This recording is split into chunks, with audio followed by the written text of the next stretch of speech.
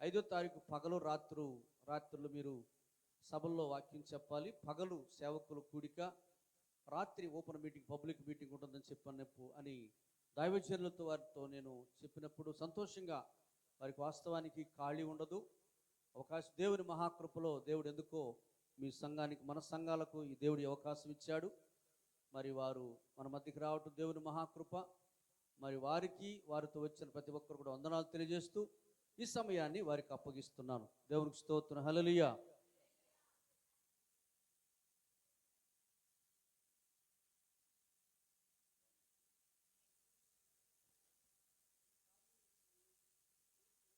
ప్రభునందు ప్రియమైన సహోదరి సహోదరులందరికీ, చేరి వచ్చినటువంటి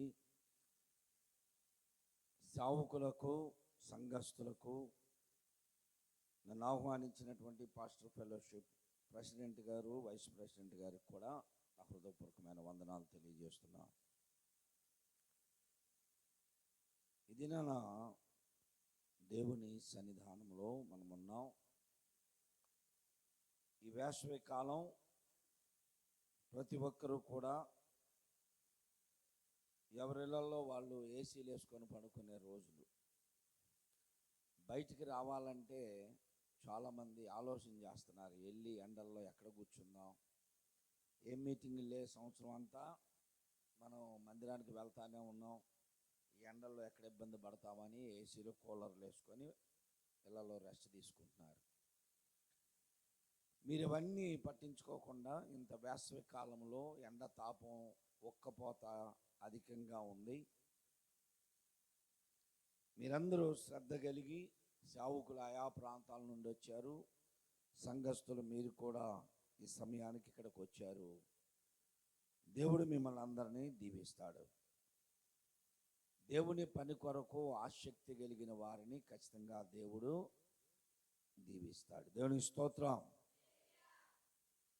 మాది గుంటూరు న్యూ అపోస్తలిక్ చర్చ్. ఈ దినాన్ని మీ మధ్యలో ఉండడానికి మరి ఈ తెలుగు పాస్టర్స్ ఫెలోషిప్ నర్సాపేట, ఈ నాదెండ్ల మండలం, ఇక్కడ ఉన్నటువంటి పాస్టర్స్ అందరూ కలిసి ఏర్పాటు చేసుకున్నటువంటి పాస్టర్ ఫెలోషిప్ ప్రెసిడెంట్ గారు, వైస్ ప్రెసిడెంట్ గారు పిలిచినప్పుడు మరి ఖచ్చితంగా మీ మధ్యలోనికి వచ్చాను. సేవకులు తక్కువ మంది ఉన్నా, విశ్వాసులు ఎక్కువ మంది ఉన్నా,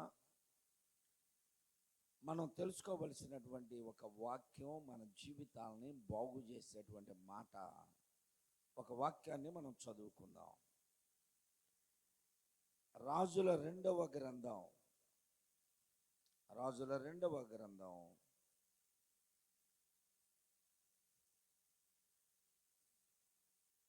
4వ అధ్యాయము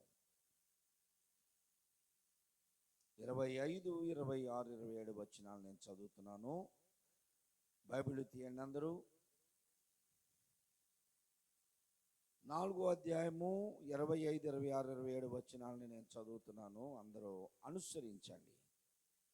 ఈ ప్రకారము ఆమె పోయి కర్మేలు పర్వతమందున్న ఆ దైవజనుని యొద్దకు వచ్చెను.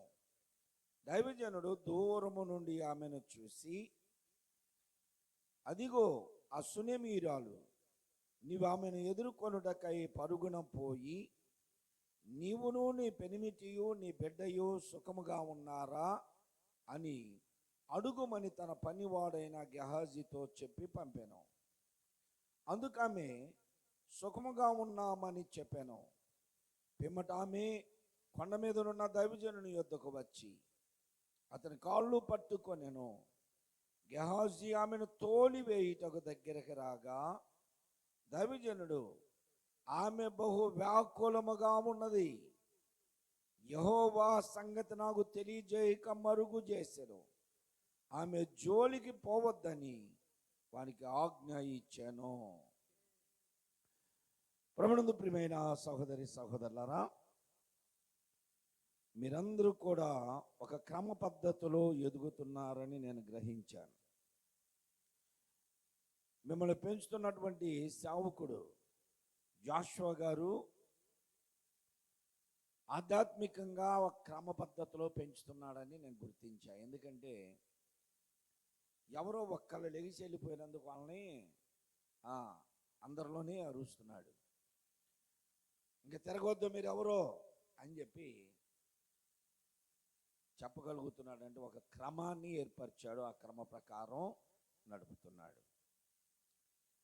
ఏ మందిరంలోనైనా, ఏ సహవాసంలోనైనా సేవకుడు నియమించిన క్రమాన్ని పాటించకపోతే, ఆ క్రమ పద్ధతిలో ఎదగకపోతే ఆ సంఘం అభివృద్ధి చెందదు, ఆ విశ్వాసులు దీవించబడరు. క్రమం ఉండాలి, ఆ క్రమము కండిషన్స్ బాగుండాలి. బైబిల్ గ్రంథంలో ఇప్పుడు మనం చదువుకున్నటువంటి వాక్య భాగంలో ఒక ముగ్గురు మనుషులు, ముఖ్యమైన ముగ్గురు మనుషులు మనకు కనపడుతున్నారు. ఆ ముగ్గురు ఎవరు అంటే ఇద్దరు పురుషులు, ఒక స్త్రీ. ఆ ఇద్దరు పురుషులు ఎవరు అంటే గురు శిశువులు. ఒక ఆయన గురువు గారు, ఒక ఆయన శిశువుడు. మరొక వ్యక్తి ఒక సామాన్యమైనటువంటి స్త్రీ. ఈ ముగ్గురి జీవితాల్లో నుండి ఇది మనము కొన్ని విషయాలు జ్ఞాపకం చేసుకుందాం. ఇవన్నీ మీకు తెలిసినవే, మీ సేవకులు ఎన్నో పర్యాయాలు బోధించినవే. ఇవాళ ఏదో నేను క్రొత్తగా మీకు చెబుతున్నానని కాదు, ఉన్న విషయాల్లోనే కొన్ని మనము మన జీవితాలకి మెరుగైనటువంటి విషయాలు జ్ఞాపకం చేసుకోవడం. ఈ ఇద్దరు పురుషులు, ఈ స్త్రీ యొక్క వృత్తాంతం, ఈ అధ్యాయంలో వృత్తాంతం అంతా మనకు తెలిసిన విషయమే. ఆమె పేరు లేదు కానీ ఆమె ఊరు ఉంది. సునేము అనేటువంటి పట్టణంలో ఉన్న గనురాలు. ఆమె ఇంటికి వచ్చినటువంటి గురు శిష్యుల పేర్లు లిఖించబడ్డాయి. గురువు గారి పేరు దైవజనుడైన ఎలీషా గారు. ఆయన శిష్యుని పేరు ఏం పేరు? గేహాజీ గారు. ఎలీషా అనేటువంటి పేరుకి అర్థము యెహోవాయే రక్షకుడు, యెహోవాయే నా రక్షణ. గేహాజీ అనేటువంటి పేరుకి అర్థం ఏమిటంటే దర్శనపు లోయ, దర్శనములు చూసువాడు, దర్శనముల కొరకు కనిపెట్టువాడు. దర్శనపు లోయ అని అతని పేరుకి అర్థం. మనకు కూడా కొన్ని పేర్లు ఉంటాయి. పేర్లకు అర్థాలు ఉంటాయా? ఉండవా? ఉండవా? మీ పేర్లకి అర్థాలు ఏముండవా? ఉంటాయి. ఒకవేళ బైబిల్లో పేర్లు మరియమ్మ, మార్తమ్మ, యేసోబు, యోహోని ఇలాగ పెట్టుకుంటే వాటికి ఉండే అర్థాలు బైబిల్లో ఉంటాయి. బయట సంబంధంగా పేర్లు ఉన్నాయి అనుకో. మేము ఇటు నర్సరాపేట ఏరియాలో ఏ ఊరు వెళ్ళినా ఎవరిని అడిగినా మీ పేరేంటి అంటే కోటయ్యండి అంటారు. ఆడవాళ్ళని అడిగితే కోటమ్మ అండి అంటారు. కొంతమంది కోటేశ్వరరావు అండి అంటారు. కొంతమంది కోటేశ్వరండి అంటారు. ఎందుకు ఎక్కువగా పేర్లు ఉన్నాయి అని ఆలోచన చేస్తే దగ్గరలో ఎవరున్నారు మనకి? ఎవరున్నారండి? బొచ్చుకోట లేడా? కోట తిరణాలు ఉంది కదా. అందువలన ఈ చుట్టుప్రక్కల ప్రాంతాలందరికీ కోటమ్మ, కోటేశ్వరరావు, కోటయ్య అనే పేర్లు ఉంటాయి. పెరంగపురం చుట్టుప్రక్కల ఊర్లకి వెళ్ళండి, అక్కడ అందరి పేర్లు ఫాతిమా, మేరీమాత, మరియమ్మ, ఫ్రాన్సిస్, ఇవేముంటాయి అన్నీ. కారణం ఏంటి? అక్కడ కర్మేలు మాత్రం పర్వతం ఉంది. పెరంగపురం తిరణాలు జరుగుతుంటుంది. మరియమ్మ తల్లి ఏం చేసి ఉంది అక్కడ, కాబట్టి ఆమెకు సంబంధించిన పేర్లు ఆ చుట్టుపక్కల పెట్టుకుంటారు. మన పేర్లకు అర్థాలు ఉంటాయి. నా పేరు సమర్పణరావు. మా నాన్నగారిని అడిగాను ఎదిగినాక. నేను జాబు చేయడానికి వెళుతుంటే నాకు ఒక 20,000 ఇస్తే నా జాబు పర్మనెంట్ అయిపోద్దని చెప్పాను. అప్పుడు మా నాన్నగారు అన్నారు, నువ్వు పుట్టిన వెంటనే నిన్ను దేవునికి సమర్పించి సమర్పణరావు అని పేరు పెట్టా. ఇప్పుడు నీవేమో జాబుకు వెళ్తున్నావు, నీ ఇష్టం, నువ్వు ఎక్కడ తెచ్చుకుంటావో తెచ్చుకో. నువ్వు డబ్బులు తెచ్చుకుంటావు, లంచాలు పెడతావు, జాబు చేసుకుంటావు, మేమైతే దేవునికి సమర్పించి సమర్పణ రావు అని పేరు పెట్టామన్నారు. పేరుకి అర్థం ఉంటుంది. ఎలీషా అనే పేరుకి యెహోవా అయిన రక్షణ అంటే రక్షకుడైనటువంటి యేసుక్రీస్తుకి సూచనగా ఈయన చెప్పబడ్డాడు, ముంగుర్తుగా ఉన్నాడు. ఈయన దగ్గర మరో శిష్యుడు ఉన్నాడు. అతని పేరు ఏమిటి అంటే గేహాజీ. గేహాజీ అనే పేరుకి అర్థం దర్శనములు చూసువాడు, దర్శనపు లోయ ఆయన పేరు. ప్రింటింగ్ ప్రెస్ ఉంటుంది, అందులో పేపర్ వేస్తే ఏమొచ్చింది? ప్రింటింగే వచ్చింది, కానీ ఇంకేదన్నా వస్తుందా? ప్రింటింగే రావాలి. ప్రింటర్ మిషన్లో ప్రింటింగ్ రావాలి, జెరాక్స్ మిషన్లో పెడితే జెరాక్స్ రావాలి. దర్శనపు లోయ అని పేరు పెట్టుకున్న వ్యక్తిలో దర్శనములు రావాలి, దర్శనముల కొరకు ఎదురు చూడాలి, దర్శనములు చెప్పాలి అందరికీ. ఇక్కడ జరిగినటువంటి విషయం మనందరికీ తెలుసు. నేను మరలా పుట్టు పూర్వోత్తరాలు చెప్పట్లా. ఎలీషా ఆ పట్టణంలోకి వచ్చి వెళుతూ ఉన్న సందర్భంలో ఈ పట్టణంలో గనురాలు ఒక ఆమె ఉంది. ఆ గనురాలు ఈ ఎలీషా గారి యొక్క పరిస్థితి, పద్ధతులు, మాటలు, ఆయన పరిచర్య అంతటిని గమనించింది. గమనించి వెళ్ళి తన భర్తతో చెబుతుంది, అయ్యా ఇదిగో ఈ పట్టణానికి వస్తూ వెళుతూ ఉన్నటువంటి వ్యక్తి మంచి దైవజనుడు, ప్రవక్తని గుర్తించా. ఆయన వస్తున్నాడు, వెళ్ళిపోతున్నాడు. ఆయనకి ఈ ప్రాంతంలో ఎక్కడ ఉండడానికి నివాసము లేదు. కాబట్టి ఆ నివాసము మనమే ఏర్పాటు చేద్దాం అని అంటుంది. ఇప్పుడు భర్తకి ఎలా ఉండాలండి?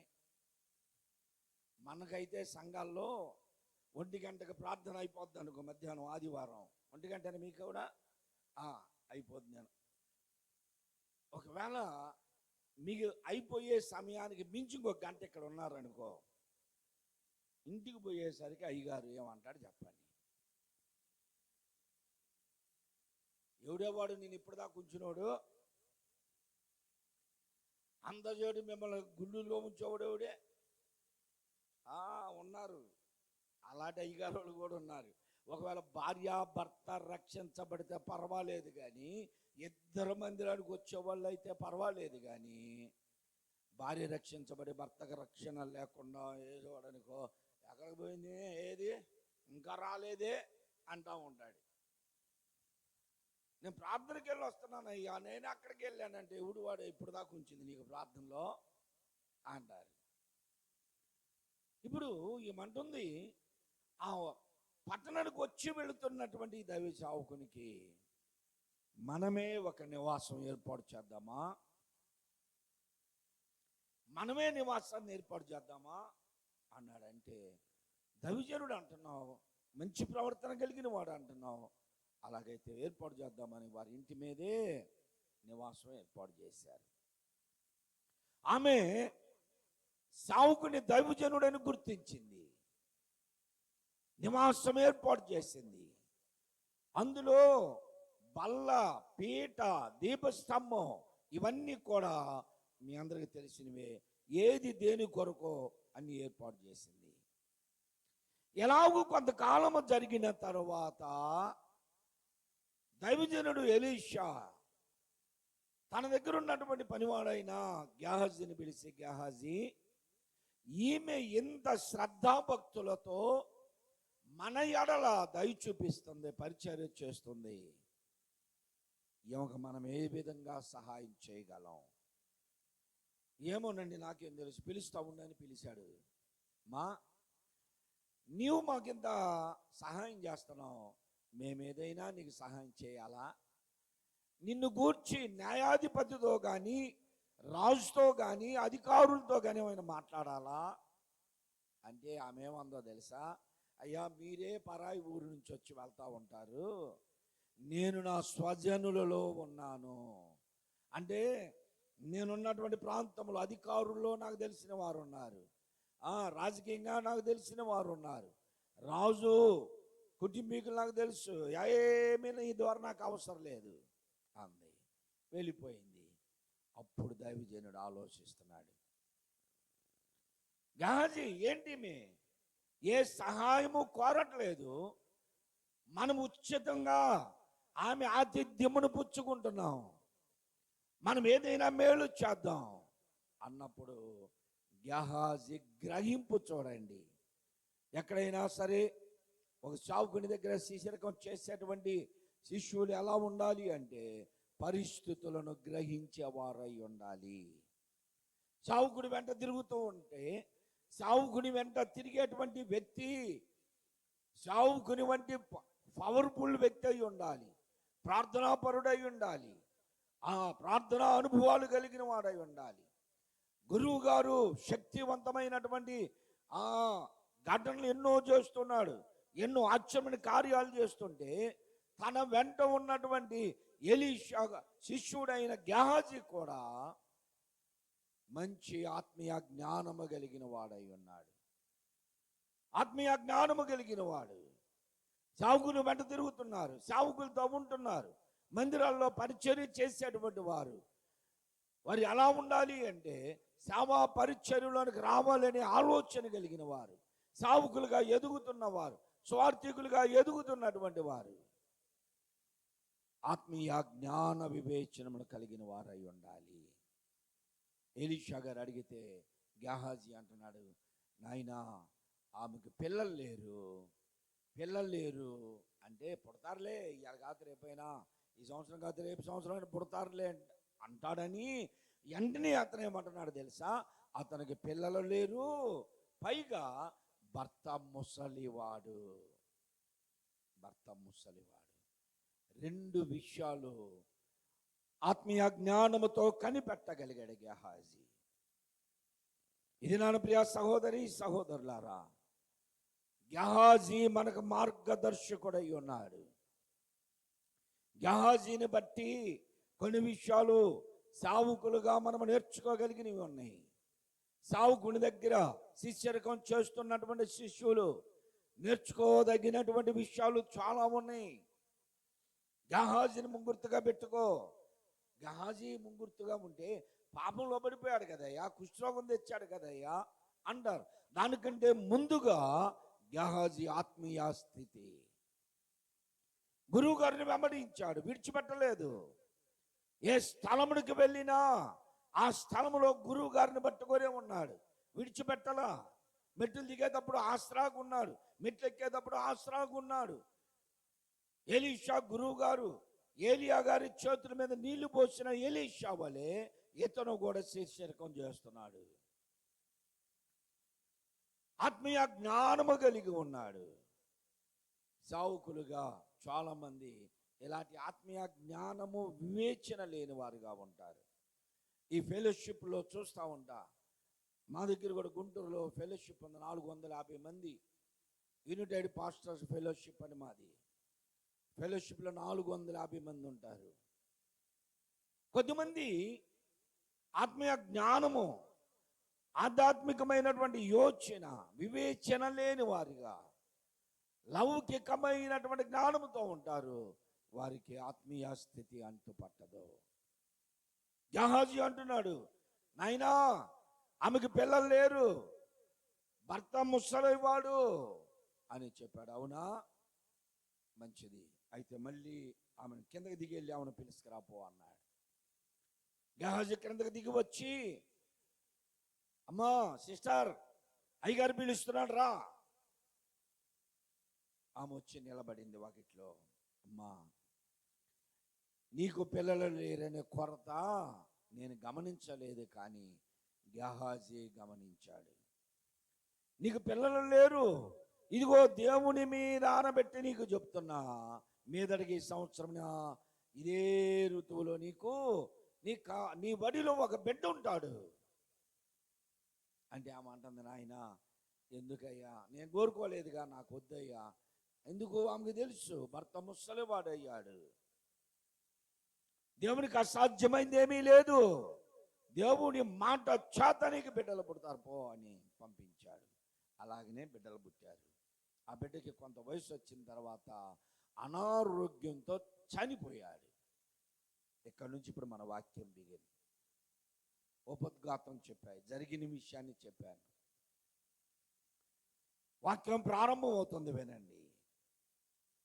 ఆమె భర్తకు చెప్పింది, పొలంలో ఉన్న భర్తకి, అయ్యా ఒక గాడిద గంత కట్టి నా దగ్గరికి పంపించు పనివాణ్ణి, నేను ఇప్పుడు దైవజనుడి దగ్గరికి వెళుతున్నాను అంటే ఆయన అన్నాడు, ఇవాళ పౌర్ణమి కాదు, అమావాస్య కాదు, పండగల కాదు, ఎందుకు వెళ్తున్నావు అంటే, నేను వెళ్ళుట ప్రయోజనకరం, నేను వెళ్ళాలి. ఇప్పుడు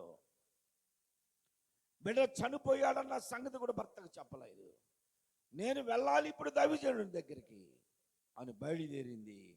వెళుతూ ఉంది. తీరా ఆ ఎలీషా గారు ఉన్నటువంటి పర్వతము, ఆయన ఎత్తైన పర్వతం ఆయన ఉన్నాడు. ఆ పర్వతం మీద ఆయన గది, ఆయన వాకిలి దారికి ఎదురుగా ఉంటది. అన్నీ చూస్తూ ఉన్నాడు. ఆయన కూర్చోండి. ఎలీషా గారు గేహాజీని పిలిచి, గేహాజీట్రా, అదిగో దూరము నుండి గాడిద గంత కట్టుకొని వస్తున్నటువంటి పనివాడు తోలుతుంటే కూర్చొని వస్తున్నటువంటి ఆమె సునేము పట్టణస్తురాలాగుంది. గేహాజీ చూశాడా, అవును గురువు గారు, అవునవును నిజమే, నువ్వు వెళ్ళు, త్వరగా వెళ్ళు, ఆమె ఎందుకు వస్తుంది కనుక్కో, వేదంతో వస్తుందా, దుఃఖంతో వస్తుందా, సంతోషంతో వస్తుందా, ఆమె భర్త బిడ్డలు కుటుంబం క్షేమంగా ఉన్నారా లేదా కనుక్కో అని పంపిస్తే, ఇతడు వెళ్ళి, సిస్టర్ ఎలా ఉన్నారు మీరు అంటే, బాగున్నాను అంది. మీ ఆయన గారు ఎలా ఉన్నారు, మీ పిల్లలు ఎలా ఉన్నారంటే, బాగున్నాం అంది. కానీ ఏమీ చెప్పలేదు. అలాగనే వెళ్ళిపోతుంది. ఆమె కంటే ముందుగా శిష్యుడు పరిగెత్తుకుంటూ వెళ్ళి, గురువు గారు సంతోషంగానే ఉన్నాం, అంతా క్షేమంగానే ఉన్నామని చెప్పింది అన్నాడు. సహోదరి సహోదరులారా, దేవుని స్తోత్రం చెప్పండి. ఇప్పుడు ఈ సునేము పట్టణస్తురాలు గేహాజీ అనేటువంటి దైవజనుని శిష్యునితో ఎందుకు ఆమె తన పరిస్థితిని దాసి, అయ్యా నా బిడ్డ చనిపోయాడు, ఆ వేదనలో దుఃఖముతో నేను వస్తున్నాను అని చెప్పలేకపోయింది. ఎందుకు ఈమె మేము క్షేమంగానే ఉన్నాములే అని చెప్పగలిగింది? అక్కడేదో దైవ జ్ఞానముతో నింపబడినటువంటి గేహాజీ ఇప్పుడు ఎందుకు ఈమె పరిస్థితిని గ్రహించలేకపోయాడు? ఆమె వేదంతో ఉందా, దుఃఖంతో ఉందా, సంతోషంతో ఉందా, బాధలో ఉందా, ఏది తెలుసుకోలేకపోయాడు. ఆమె బాగునే ఉన్నానయ్యా అనగాని వెంటనే వచ్చేసి గురువు గారికి చెప్పాడు. ఆమె గబుగా కొండెక్కింది. దైవజనుని కూర్చున్న దగ్గరకు వచ్చి ఆయన కాళ్ళు పట్టుకొని ఏడుస్తుంది. ఆ కాళ్ళు పట్టుకొని ఏడ్చే సమయంలో గేహాజీ ఆమెను తోలి వేయడానికి వచ్చాలే పామా లేలే అని నెట్టివైపోతుంటే దైవజనుడు అంటున్నాడు, ఇక్కడ ఒక శ్రేష్టమైన మాటను మనం చదివాం. దైవజనుడు అంటున్నాడు, గేహాజీ ఆగు. ఏమంటున్నాడు? గేహాజీ ఆమెను తోలి వేయటకు దగ్గరికి రాగా దైవజనుడు అన్నాడు, ఆమె బహు వ్యాకులముగా ఉన్నది, యెహోవా సంగతి నాకు తెలియజేయక మరుగు చేసెను. గేహాజీ వెళ్ళు, ప్రక్కకు వెళ్ళు, ఆమె బహు వ్యాకులముగా ఉన్నది. దేవుడు ఎందుకు ఆ సంగతి నాకు మరుగుపరిచాడయ్యా? నువ్వు ప్రక్కనుండు, దేవుని సన్నిధానం నేను తెలుసుకుంటాను అని ఆయన అంటున్నాడు. ప్రియ సహోదరి సహోదరులారా, గేహాజీ తన ఆత్మీయ స్థితి ఎలా ఉంది ఇక్కడ మనం చూడగలం. ఇంత ఆత్మీయ జ్ఞానము కలిగినటువంటి వాడు గురువు గారి దగ్గర పనిచేస్తూ, గురువు గారిని వెంబడిస్తూ, గురువు గారి ఆత్మీయ అనుభవాలు చూస్తున్నటువంటి గేహాజీ ఎందుకు వివేకము కోల్పోయాడు? ఎందుకు కోల్పోయాడు?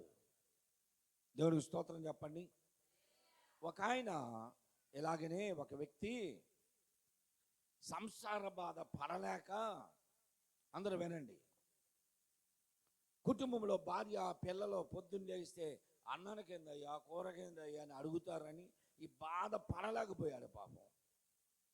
పిల్లలకి ఇప్పుడు 10th పాస్ అయ్యారు, కాలేజీలో ఫీజులు కట్టాలా, వాళ్ళకి డొనేషన్లు కట్టాలి, బుక్స్, బూట్లు, బట్టలు అన్నీ కావాలి. ఇవన్నీ పడలేక బాధలో నేను సంసారాన్ని వదిలేస్తున్నా, ఈ భార్య, ఈ 2-3 పిల్లలు నాకు అవసరం లేదు, నాకు సంసారమే వద్దు, నేను సన్నాసిగా మారిపోతున్నాను, సాధువుగా మారిపోతానని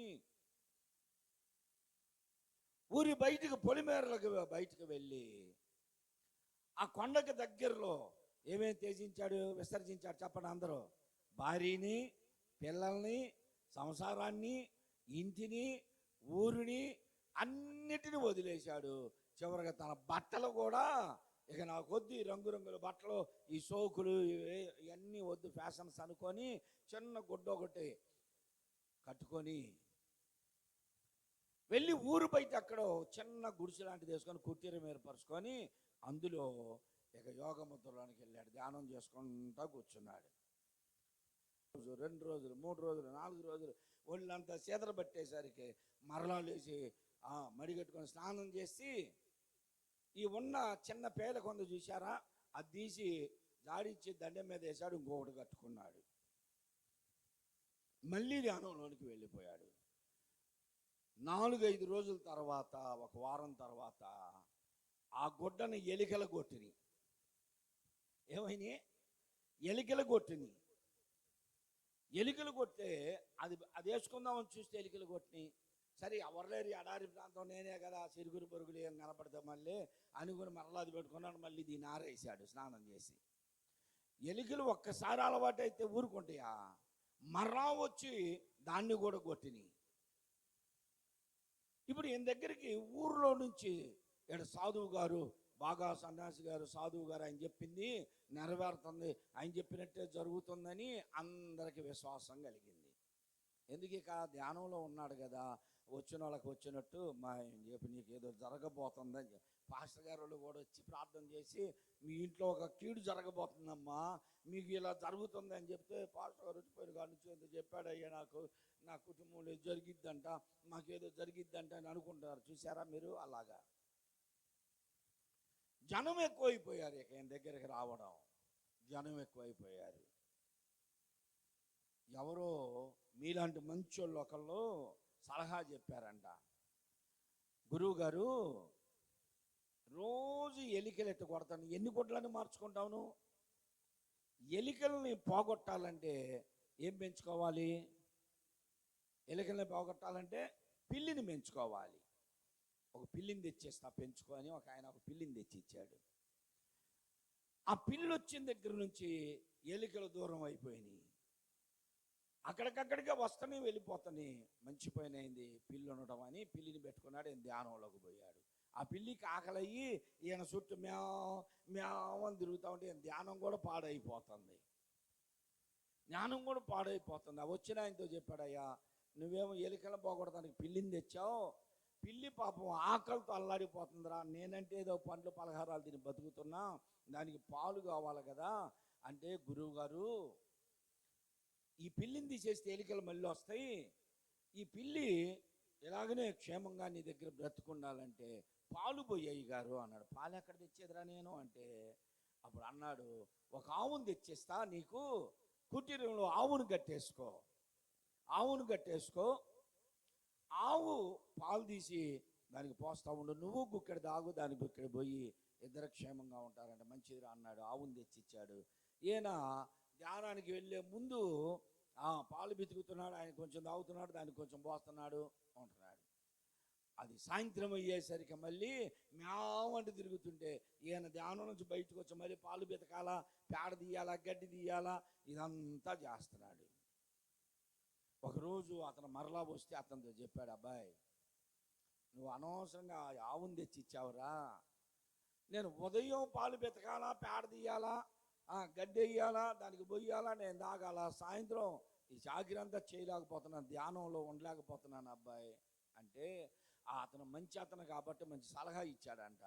అయ్యగారు ఈ చాకరీ అంతా నువ్వు చేయలేవు, ఎవరన్నా ఒక పని ఆవును పెట్టుకో, ఆమె పేడ తీసేసిద్ది, గడ్డి తీసేసిద్ది, పాలు బితికిద్ది, పిల్లికి పాలు పోసిద్ది, నీకు ఒక గుక్కిడిచ్చిద్ది అంటే సరేనయ్యా అన్నాడు. ఆమె తీసుకొచ్చి పెట్టాడు. 2 సంవత్సరాలు అయినా ఆమె గురించి ఒక ఫిర్యాదు కూడా చెప్పట్లా. పిల్లిని తెచ్చినప్పుడు చెప్పాడు, పిల్లికి నా ధ్యానాన్ని పాడు చేస్తుందిరా, నేను ఎక్కడ చేసేదని. ఆవును తెచ్చినప్పుడు చెప్పాడు, నా ధ్యానం అంతా పాడవుతుంది, ఆ పేడ ఆ గడ్డి నేను ఎక్కడ చేసేదని. ఏమొచ్చి 2 సంవత్సరాలు అయింది, ఏమీ చెప్పట్లా. ఇతను అనుకున్నాడు, గురువు గారికి మంచి పరిచర్య చేస్తుందిలే ఆమె అనుకున్నాడు. ఇంక 2 సంవత్సరాలు పోయిన తర్వాత ఈ సన్నాసి గారు 4 పిల్లలతో బయటకు వచ్చేసాడు. అర్థం కాలేదు మీకు? ఎలి కోసం పిల్లిని పెంచాడు, పిల్లి కోసం ఆవును తెచ్చాడు, ఆవును పని చేయటం కోసం ఒక ఆవును తెచ్చాడు. ఇప్పుడు ఆమె ఏమైపోయింది, ఈయనకి భార్య అయిపోయింది. ఊళ్ళోనే ఒక భార్య, 2 పిల్లలు, మళ్ళీ ఏమొక 4 పిల్లలు. అసలు ఏమొద్దని కొని వచ్చాడు ఆయన? సంసారమే వద్దు, నేను సన్నాసిగా మారిపోతానని వచ్చిన ఆయనకి ఇప్పుడు 2 సంవత్సరాలు అయినాయి. ఒక దగ్గరికి వెళ్తే, ఎక్కడికి వచ్చారు పాస్టర్ గారు అంటే, పలానా పాస్టర్ గారి దగ్గర. అబ్బో, ఆయన దగ్గరికి వచ్చావా అన్నాడు. ఏమైందయ్యా అంటే, ఆయనకి 2 భార్యలండి. ఎవరికి? సావుకుడికి. సావుకుడికి 2 భార్యలు. ఎలాంటి సన్నాసులుగా, పిల్లి కోసం పెళ్లి చేసుకున్న సాధువులుగా మారిపోతున్నారు. ఏమి లేదు పాస్టర్ గారు, అప్పుడు పాస్టర్ గారు కొంచెం బాగాకపోతే పరిచర్య చేయడానికి ఎవరు లేకపోతే ఆ అమ్మాయిని తెచ్చిపెట్టారండి అన్నారు. మరి ఆమెకు పరిచర్య చేసిందా, నీకు పరిచర్య చేసినావా అంటే చివరికి ఈయనకే పరిచయం చేసి పిల్లల్ని కన్నది. ఇలాంటి సావుకులు. ఇదిగో ఈ గెహాజీ కూడా ఒకప్పుడు దైవికమైనటువంటి గుణలక్షణములు కలిగిన వాడే. దైవికమైన గుణలక్షణములు కలిగినటువంటి గెహాజీ ఇప్పుడు ఎందుకు ఆధ్యాత్మికమైనటువంటి జ్ఞానమును కోల్పోయాడు? గురువు గారి కాళ్ళ మీద పడడానికి వచ్చినటువంటి ఆమెని కుక్కను తోలినట్టు లే లే అని తోలుతున్నాడు. దైవికమైన జ్ఞానమును కోల్పోతే లాగానే ఉంటారు. మనుషుల సాధక బాధలు ఎరుగని వారుగా సావుకులు ఎప్పుడు కూడా ఉండకూడదు. ఒక సావుకుడు ఎప్పుడు కూడా ఒక బాధ్యత కలిగి, వివేచన కలిగి, ఆత్మీయ జ్ఞానము కలిగి ఉండడం సావుకుని గుణలక్షణం. సావుకుడు ఎప్పుడూ కూడా ఒక రోషముతో, వాక్యమును బట్టి రోషం ఉండాలి కానీ లోకానుసారమైన రోషంతో బ్రతకూడదు, ద్వేషముతో బ్రతకూడదు. నేను గుంటూరు పట్టణంలో నేను ఎక్కడికి వెళ్ళినా నాకు ఏ సావుకుడు ఎదురైనా సరే నేను ప్రైజ్ లార్డ్ బ్రదర్ అంట. వాళ్ళు నన్ను అక్కడే చూస్తారు, బైక్ మీద అటు చూసి చూడనట్టే వెళ్తూ ఉంటారు. దగ్గరికి వచ్చినాక నేను ప్రైజ్ లార్డ్ బ్రదర్ అంటే అప్పుడు లేదు అని అంటే పూర్తిగా హృదయపూర్వకంగా వందనాలు చెప్పలేరు, హృదయపూర్వకంగా తోటి సేవకుని పలకరించలేరు, తోటి సేవకుని ప్రేమించలేరు, తోటి సేవకుని ప్రోత్సహించలేరు. ఇలాంటి వారు స్వార్థ ప్రియులుగా ఉంటారు. ఇతరుల గురించి చెడు ప్రచారం చేస్తారు. తెలుసా కొంతమంది సేవకులు? విశ్వాసులు లేరా? విశ్వాసులు కూడా ఉన్నారు. మీకేం తెలుసు అయ్యగారు, అదంత ఇదనుకున్నా అన్నారు. తోటలను గురించి చెప్పేవాళ్ళు చాలామంది పాస్టర్స్లో ఉన్నారు, విశ్వాసుల్లో కూడా ఉన్నారు. ఇది మనకు తగదు. ఎదుటి వారిలో లోపాలను కాదు మనం చూడాల్సింది. సావుకులుగా, విశ్వాసులుగా ఎదుటి వారి లోపాలని మనం చూడకూడదు. ఒకవేళ నీకు తెలిస్తే ఆ లోపమును బట్టి ఏం చేయాలి? మనం ప్రార్థన చేయాలి. ప్రభువా, ఇదిగో సహోదరుడు ఆత్మీయుడు అనుకుంటున్నాడు, ఆత్మీయంగా కనపడుతున్నాడు, నటిస్తున్నాడు, వేషధారణ కలిగి ఉన్నారు, వేషధారణ నుంచి విడిపించయ్యా, అతనిలో ఉన్న ఆమెలో ఉన్న ఆ బలహీనత నుండి విడిపించు అని ప్రార్థన చేయి నీ చేతనైతే. గెహాజీ గారి యొక్క మనస్తత్వాన్ని మనం జ్ఞాపకం చేసుకోవడం. ఆధ్యాత్మికమైన వివేచన కలిగిన వాడు, ఆత్మీయ జ్ఞానము కలిగిన వాడు. ఎందుకు ఆయన ఇప్పుడు ఆమెలో ఉన్నటువంటి వ్యాకులము, వేదన గుర్తించలేని వాడిగా ఉన్నాడు. ఆమె ఆ గాడిద మీద వచ్చే సమయంలోనే ఆమె ముఖంలో కవలికలు తెలియలేదా?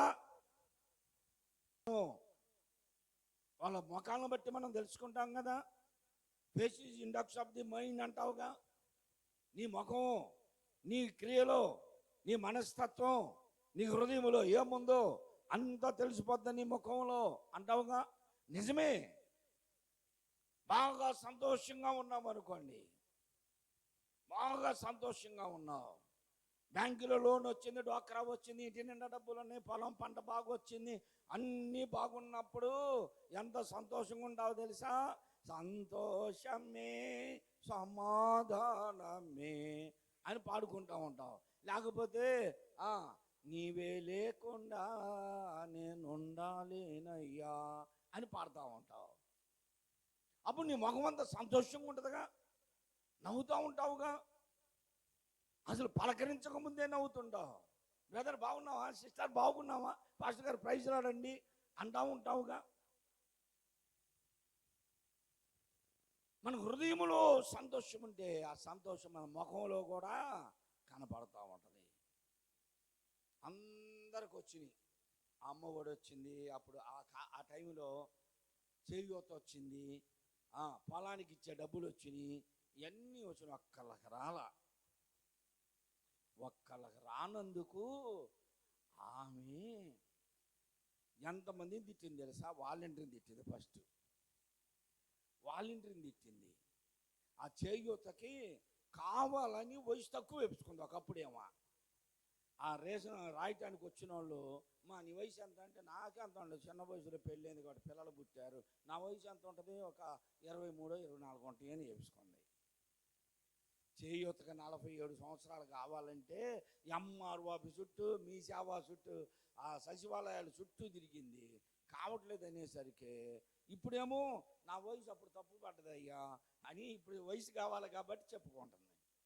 వాలంటీర్ని తిట్టింది, సచివాలయం వాళ్ళని తిట్టింది, చివరికి రాసే వాళ్ళని తిట్టింది, ఎమ్మెల్యేని తిట్టింది, చివరికి వచ్చేసరికి జగన్ను కూడా తిట్టింది.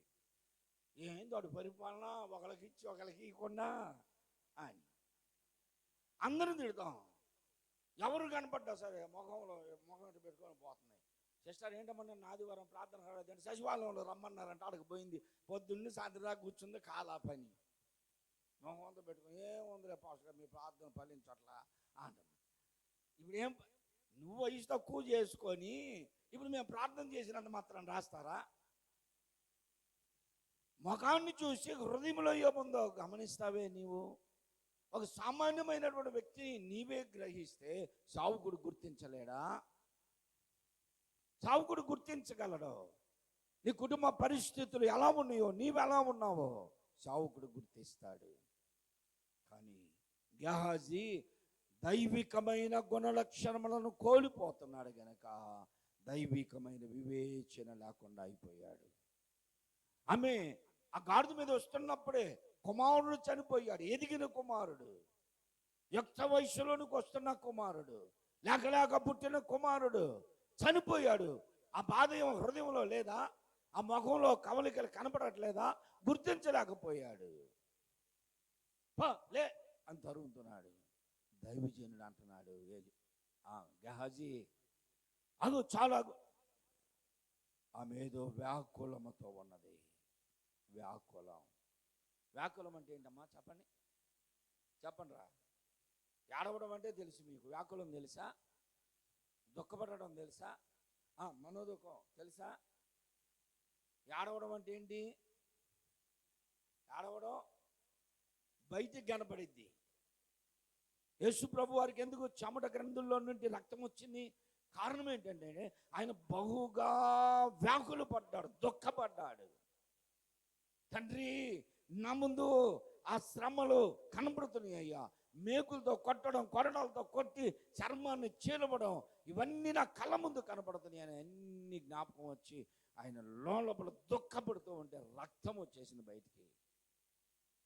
పురుషులకు అందుకే ఏడవరు గనక ఆ వేదన లోపల నుండి గుండె బద్దలవుతూ ఉంటుంది. వ్యాకులము అంటే అది.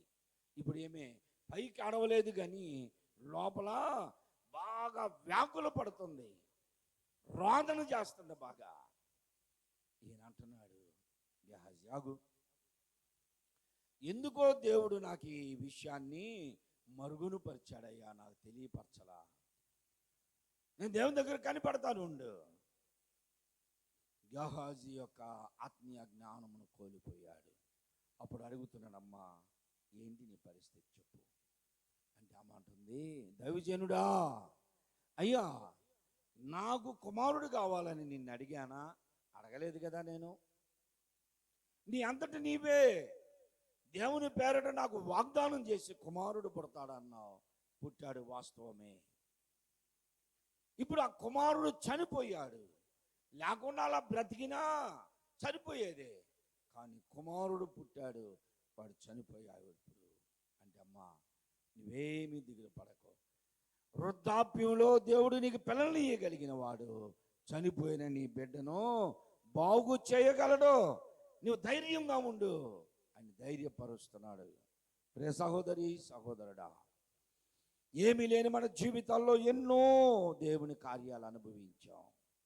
ఒకప్పుడు మన పరిస్థితి అలాంటిదో, ఈరోజు మన పరిస్థితి ఎంత ఉన్నత స్థితికి దేవుడు తెచ్చాడో మనకు తెలుసు. నీ ముందున్నటువంటి భయంకరమైన విపత్తులు, నీకున్నటువంటి కష్టాలు, నీకున్నటువంటి ఆ శ్రమలు, నీ అవసరత, ఇప్పుడున్నటువంటి ప్రస్తుత కాలపు అవసరతలు, ఇన్ని చేసిన దేవుడు నీకు ఇది ఎందుకు చేయడు? చేస్తాడు. విశ్వసించు, దేవుని సన్నిధానంలో ప్రార్థన చేయి. ఇది ఆమెకు చెప్పాడు. ఇప్పుడు గేహజీని పిలిచి, గేహజీ ఇట్రా, నా దండమును నువ్వు చేతబట్టుకో, నా దండమును చేతబట్టుకో, నీవు వెళ్ళు. నువ్వు వెళ్ళే సమయంలో ఎవరైనా నీకు ఎదురైతే వారికి నమస్కారం చేయబాకు. ఒకవేళ నిన్ను చూసి గుర్తుపట్టి ఎవరైనా ఎలీషా ప్రవక్త యొక్క శిష్యుడు అని వారు ఒకవేళ నమస్కారం చెప్తే ప్రతి నమస్కారం చేయొద్దు. నువ్వే ఎవరితో ఏం మాట్లాడద్దు, వెళ్ళిపో. ఆ బాలుడున్న రూములోనికి వెళ్ళిపోయి అక్కడ బాలుని ముఖము మీద ఈ దండమును పెట్టు అన్నాడు. వెంటనే అతను ఏం చేశాడంటే ఇక ఏం మాట్లాడకుండా ఆ దండాన్ని పట్టుకొని పరిగెడతా ఉన్నాడు. ఇక ఈ రోజుల్లో కూడా చాలామంది అలాగనే ఉన్నారు. గురువు గారి కంటే నేనే గొప్పవాణ్ణి. ఇప్పుడు అంటే అసలు పాస్టర్ గారి ప్రార్థన ఏం పని చేయట్లేదండి. నేనే ఇప్పుడు అంతా సంఘం అంతా నేనే చూసుకునేది. పాస్టర్ గారికి ఏం పని లేదు. ఇప్పుడు అంతా నేను ప్రార్థన చేస్తే ఎన్ని కార్యాలు జరుగుతున్నాయో తెలుసా, నేను ప్రార్థన చేస్తే ఎంత బాగా జరుగుతుందో తెలుసా అని చెప్పుకుంటున్నారు. అందుకే ఎలీషా గారు అన్నాడు, నువ్వెవ్వరికి ప్రతి నమస్కారం చేయొద్దు, ఎవరికి నమస్కారం చెప్పొద్దు. మా దగ్గర ఒక ఆయన ఉన్నాడు. ఆయన ఇక్కడ బ్యాడ్జీ పెట్టుకుంటాడు, పెద్ద బ్యాడ్జీ పెట్టుకొని పాస్టర్ ఫెలోషిప్లో ఇచ్చిన ట్యాగ్ ఉంటే అది వేసుకుంటాడు, మెల్లో వేసుకొని అందరు కూర్చొని ఉంటే ఈయనే పోతాడు దగ్గరికి వెళ్ళి, ప్రజలాడు పాస్టర్ గారు, ప్రజలాడు అని దీన్ని ఇట్లా లాక్కుంటూ ఉంటాడు. అంటే వాళ్ళు చూడాలన్నమాట, ఈయన పదవి ఏంటో ఈయనేమిటో ఇవన్నీ వాళ్ళు చూడాలని ఇట్లా లాక్కుంటూ ఉంటాడు. కావాల్సిన ఏమంటారు దీన్ని మెల్ల వేసుకుంటారు. పాస్టర్ ఫెలోషిప్ వాళ్ళు ఇచ్చిన ఐడి కార్డు మెల్ల వేసుకొని వాళ్ళ ముందుకెళ్ళి ప్రెసిడెంట్ పాస్టర్ గారు అంటే వాళ్ళు ఆ ఐడి కార్డు మీరు ఇప్పుడు ఇక్కడ సెక్రటరీ, మీరు ఇప్పుడు ట్రెజరీ అని చూడ, అవునండి అని చెప్పుకుంటా తిరుగుతూ ఉంటారు. మనల్ని గురించి మనం గొప్ప చెప్పుకోవడం గురువు గారికి తెలుసు. అందుకే అన్నాడు, ఎవరికి నువ్వు నమస్కారం చేయొద్దు. ఇది పట్టుకొని పోతా, అన్నా బాగున్నావన్నా అంటే, అరే ఏంటి గురువు గారి దండం నీ చేతికి వచ్చింది అంటే నాకు చెప్పాడన్నా, ఇప్పుడు నేను ఇప్పుడు అద్భుతం చేయటానికి పోతున్నా అని చెప్పుకుంటాడు ఈయన. ఒకవేళ ఎవరైనా గుర్తుపడితే వాళ్ళకు కూడా నువ్వు నమస్కారం చేయొద్దు, వెళ్ళిపో అన్నాడు. మనల్ని మనం హెచ్చించుకోవటం, అందరి ముందు మనమే గొప్ప అని చెప్పుకోవడం ఎప్పుడైతే ఒక సేవకునికి వచ్చిందో ఆ సేవకుడు రాణించబడడు. వెంటనే ఇతను వెళ్ళాడు, ఆ చనిపోయిన బిడ్డ మీద ఈ దండం ఎలీషా గారి చేతిలో ఉన్న దండం ఆ బిడ్డ మీద ముఖం మీద నుంచి కింద రాకెట్లా అన్నాడు. 3 సార్లు 4 సార్లు ఎన్నిసార్లు అన్నా ఆ బిడ్డలో కదలిక లేదు. బిడ్డలో కదలిక లేదు. కారణం ఏమిటి అంటే గురువు గారు చేయవలసిన పని ఈయనకు అప్పగిస్తే ఇతను వచ్చి ప్రార్థన చేయలేకపోయాడు. ప్రార్థన చేయలే. ఒకనొక రోజున అందరూ వినండి, నాకేం సమయం చెప్పలేదు, నేను కూడా సమయాన్ని చూసుకోవట్లా. వెంటనే మీ పని సాయంత్రం దాకా కంటిన్యూ, ఇది సాయంత్రం దాకా. అట్లాగైతే అట్టన్నా ఇంటి దగ్గరికి పోవద్దన్నాయి, ముగిస్తా. దేవునికి స్తోత్రం చెప్పండి. ఒక దగ్గర పెద్ద మహాసభ జరిగింది. ఆ సభలో పాటలు పాడి పాడి పాడి సావుకుని కోసం చూస్తున్నాం. ఆ సావుకుడు ప్రస్తుతం పేరెన్నిక కలిగిన సావుకుడు. ఆ సభలో నేను కూడా కూర్చున్నా. ఎదురు కారు వచ్చింది స్టేజీ దాకా, స్టేజీ దగ్గరే ఆగింది. డోర్ తీసుకొని పాస్టర్ గారు ఆ స్టేజ్ ఎక్కాడు పైకి. వచ్చి ప్రార్థన చేస్తాడేమో అనుకున్నాం, ప్రార్థన చేయలే. పాట పాడతాడేమో అనుకున్నాం, పాట పాడలా. ఒక అధ్యాయం చదివించి వాక్యం చెబుతాడేమో అనుకున్నాం, చేయలే. రావటం సభలో ఉన్నటువంటి వారు, అనారోగ్యులు ఉన్నవారు, కిడ్నీలు పాడైన వాళ్ళు, గుండె నొప్పితో ఉన్నవాళ్ళు, నరాల బలహీనతో ఉన్నవారు, షుగర్లతో ఉన్నవాళ్ళు రండి స్టేజ్ మీదకి అన్నాడు. ఇంచుమించు సభలో 1000 మంది ఉంటే 300 మంది స్టేజ్ మీదకి వెళ్ళారు.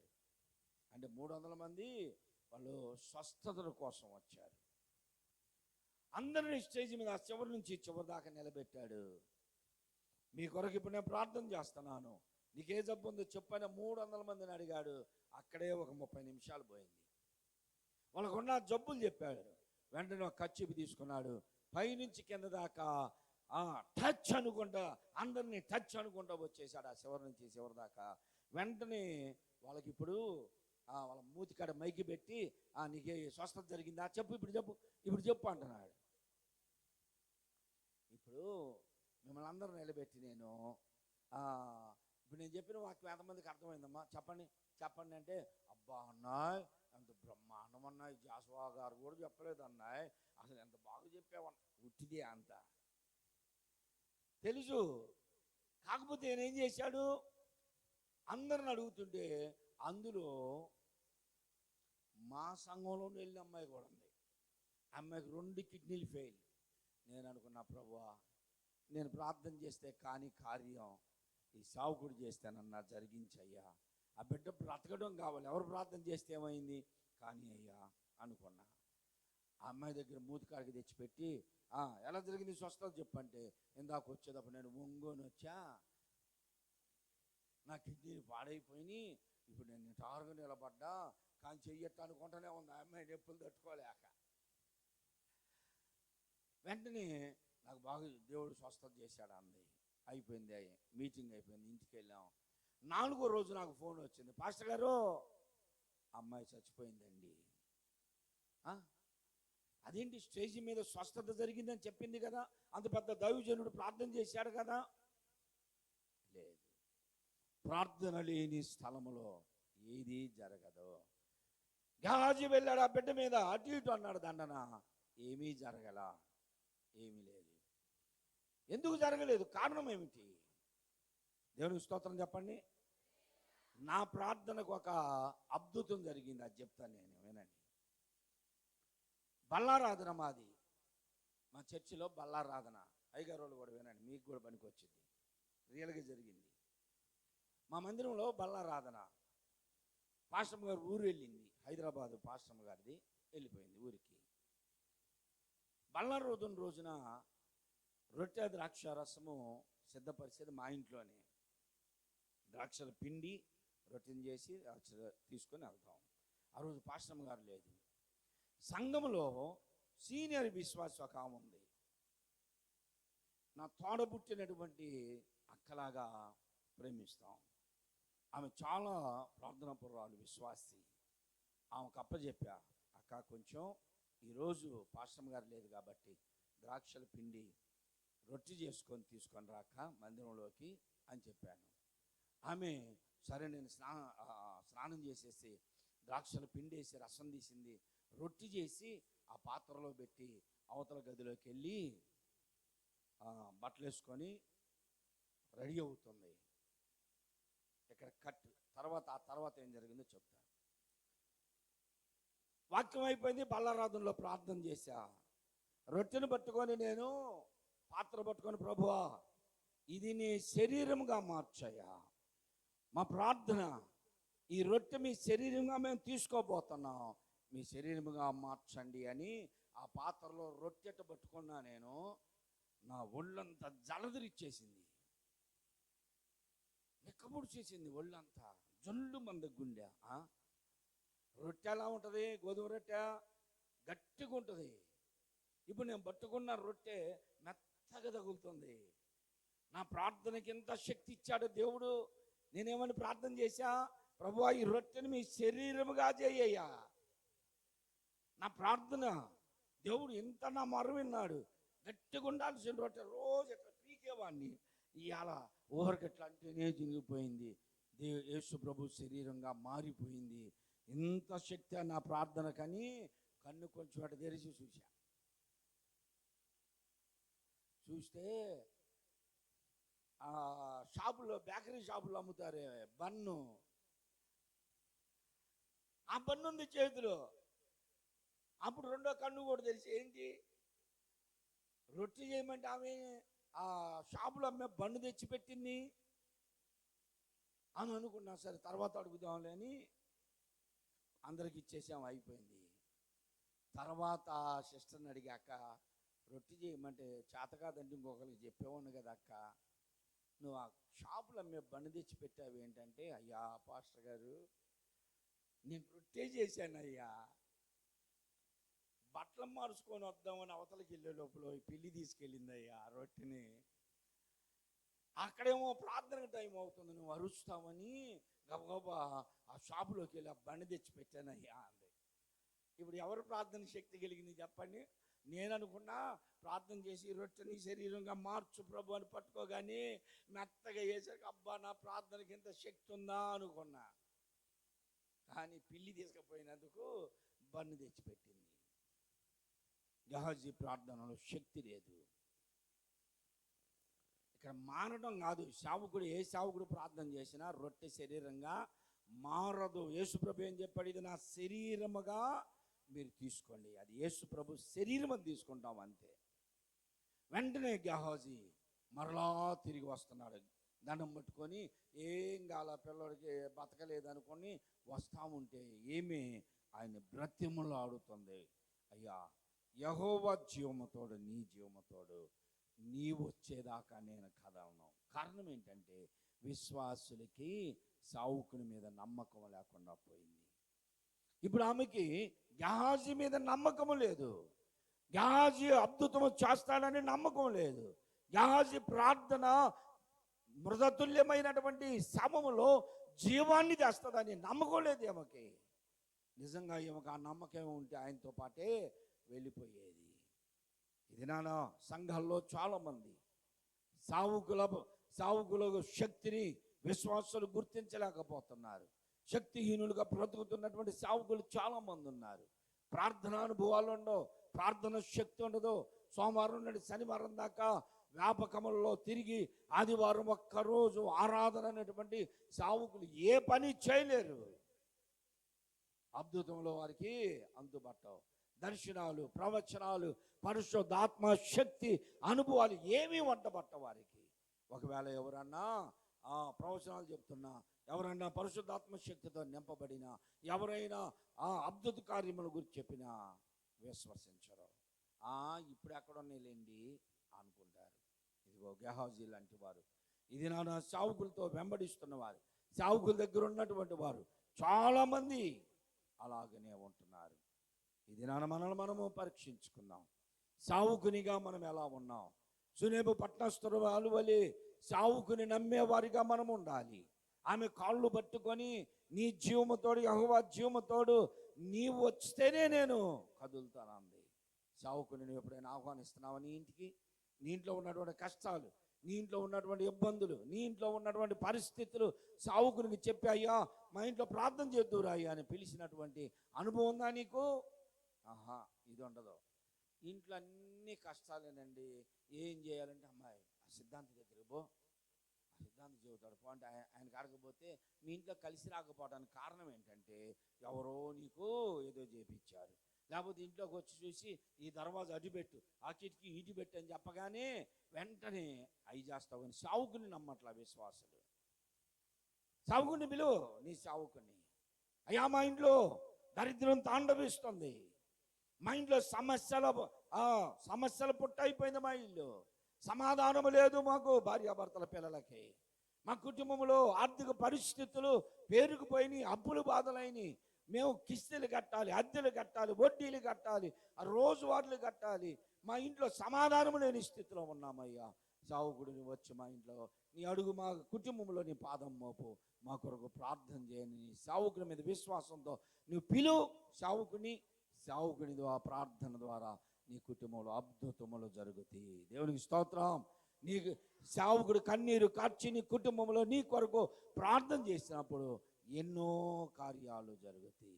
సంఘమును నమ్ము, సావుకుని నమ్ము, దేవుని మీద నమ్మకం పెట్టుకో, సంఘములో ఏడ్చి కన్నీరు కార్చి ప్రార్థన చెయ్యి. నువ్వు ఎక్కడికో పరిగెత్తినంత మాత్రాన నీకేమి కాదు. స్థానికంగా సంఘమును నువ్వు నమ్ముకొని, ఎలీషాని సునేము పట్టణస్థురాలు పిలిచింది, ఆయన లేచి వెళ్ళి మొదటగా ప్రార్థన చేసి ఆ బిడ్డ మీద చేతి నుంచి లేపాడు. దేవునికి స్తోత్రం. సజీవురాలుగా ఆ బిడ్డని దేవుడు తల్లికి అప్పగించాడు. ఇది మనము కూడా మన సావుకులని మన కుటుంబాలకు పిలుద్దాం. మన ప్రతి సమస్యకి పరిష్కారము వారి ప్రార్థన ద్వారా కలుగుతుంది. దేవుడు మన సమస్యలను తీరుస్తాడు, మన కుటుంబాలను బాగు చేస్తాడని మనము విశ్వసించి వారిని మన కుటుంబాలకు ఆహ్వానించి ఆతిథ్యం ఇచ్చి అభిమానిద్దాం. దేవుడి మాటలు దీవించునుగాక. ఆమేన్. సద్వినియోగం చేసుకుని జీవించే జ్ఞానము దయచేయమని, దీవించమని వాక్యం ద్వారా అందరూ మీరు దర్శించిన స్తోత్రాలు చెల్లిస్తూ, అయ్యా సభ ప్రారంభం ముగింపురకు ఈ సన్నిధి మాతో ఉంచి నడిపించిన విధానం బట్టి కృతజ్ఞతాస్తుతులు చెల్లిస్తూ, ఈరోజు రాత్రి జరగబోయే సభ కొరకు ఇప్పుడందరూ మీరు సిద్ధపరిచి ఆయుత్తపరిచి నడిపించమని, అన్ని రీతులుగా సహాయం చేసి నడిపించమని యేసు నామములో ప్రార్థించి మనోడికి పొందినాను తండ్రి. ఆమేన్. ఆశీర్వాదం తీసుకుందాం. దైవజనులు ఆశీర్వాదం ఇస్తారు. మన ప్రభువైన యేసుక్రీస్తు యొక్క కృప, తండ్రైన దేవుని యొక్క ప్రేమ, పరిశుద్ధాత్మ యొక్క అన్యోన్య సహవాసము, ఆదరణ ఇప్పుడు ఎల్లప్పుడూ కూడి ఉన్న మనకందరకు సదా తోడైండును గాక. ఆమేన్. అందరికీ వందనాలు.